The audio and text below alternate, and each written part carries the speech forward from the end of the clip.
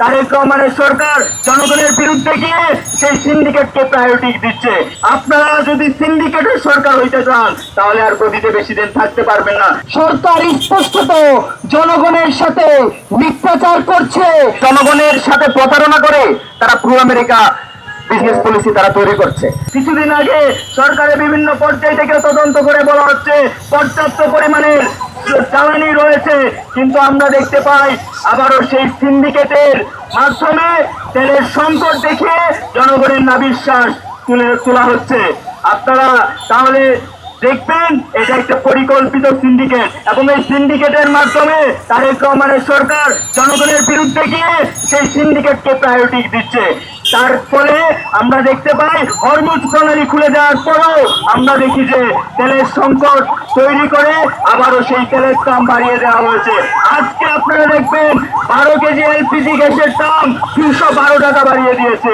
তাহলে কি আপনারা সিন্ডিকেটমুখী সরকার হইতে চান নাকি জনমুখী সরকার হইতে চান? একটা পরিষ্কার বার্তা জাতীয় ছাত্র শক্তির পক্ষ থেকে, আপনারা যদি সিন্ডিকেটের সরকার হইতে চান তাহলে আর গদিতে বেশি দিন থাকতে পারবেন না। জনগণ আপনাদের বিরুদ্ধে দাঁড়াবে।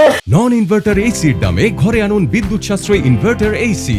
এখন 1.5 ton my one inverter AC মাত্র 48,900 টাকা পাওয়া যাচ্ছে মিনিস্টার শোরুমে। আমরা দেখছি যে ইতিমধ্যে দেশে তীব্র জ্বালানি সংকট দেখা দিয়েছে। মানুষ ঘন্টার পর ঘন্টা লাইনে দাঁড়িয়েও তেল পাচ্ছে না। যেখানে তেলের সংকট দেখা গিয়েছে সেখানে আবার সরকার দেশের জ্বালানি খাতের যত তেলের দাম রয়েছে সেই জ্বালানি খাতের দাম বৃদ্ধির সিদ্ধান্ত নিয়েছে।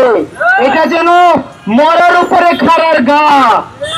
আমরা মনে করছি সরকার যেভাবে সংসদে যেভাবে মানুষের কাছে তুলে ধরে যে তেলের নাকি কোনো সংকট নাই, আমরা তো বাস্তবে তা দেখছি না।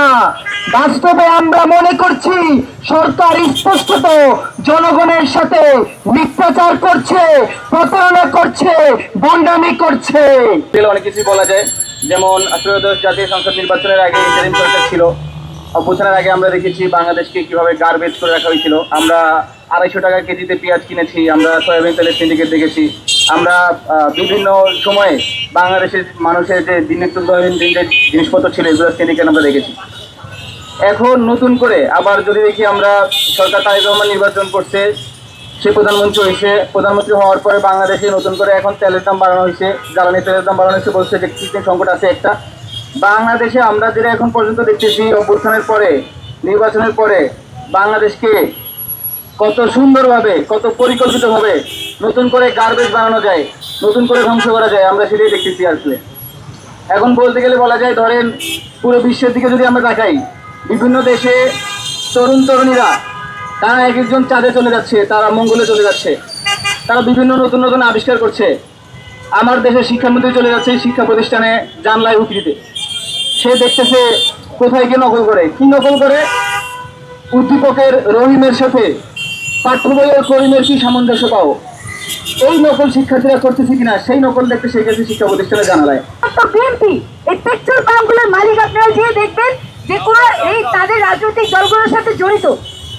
সিন্ডিকেটকে সুবিধা দেওয়ার জন্য এই যে কৃত্রিম সংকট তৈরি করে তেলের দাম বাড়ানো হলো, এবং আমরা জানি ইতিমধ্যে বাংলাদেশের মানুষজন দ্রব্যমূল্যের ঊর্ধ্বগতির কারণে নাভিশ্বাস ফেলছে তাদের জীবনে। সেই জায়গায় যখন এই তেলের দাম বাড়লো, এবং আমরা জানি সরকার এসেছে মাত্র 2 মাস, কিন্তু তার ভিতরে 41,000 কোটি টাকা সরকার ঋণ নিয়েছে এবং সাথে এসে 20,000 কোটি টাকা। এর প্রভাব যে আমাদের নাগরিক জীবনে কিভাবে করবে সরকার কি তা ভেবে দেখে? এবং সরকারকে আমরা দেখি তার ব্যর্থ পররাষ্ট্রনীতির কারণে আজ হরমুজ থেকে বাংলাদেশের জাহাজ ছুটছে না। আমরা যখন একদম শুরুর দিকে যখন তারা খুলুলুর সাহেবকে নিয়োগ দিল পররাষ্ট্রমন্ত্রী হিসেবে, তখন আমরা দেখলাম মনে হয় নিজেদের অযোগ্যতা থাকতে হয়তো বা যোগ্য কাউকে বসিয়েছে।